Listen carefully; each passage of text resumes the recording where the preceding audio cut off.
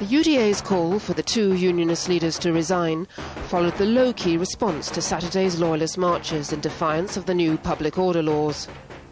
Well, there's certainly a groundswell among grassroots opinion that was evident last Saturday, that in fact they are fed up with the lack of leadership, that the campaign against the Anglo-Irish Agreement has no direction.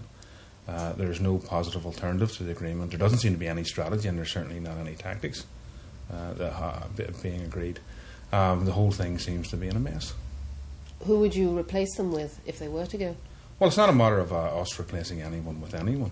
If Jim Molyneaux and Ian Paisley can't get their act together, if they can't get a campaign against the agreement together which satisfies the various sections of the loyalist community, I do believe there are plenty of people within the Unionist Party and the DUP who also are very disgusted with the lack of leadership to pull the act together.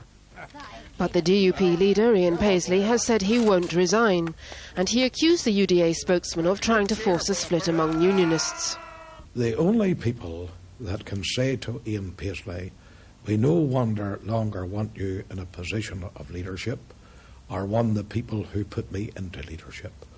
230,000 people in Northern Ireland said clearly and loudly at the European election, "We want you to lead us."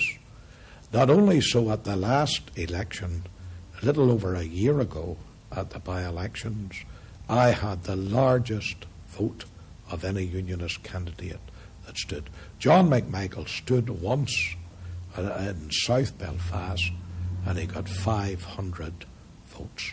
So if John McMichael thinks that he is the electorate of Northern Ireland, I'd like to disillusion him.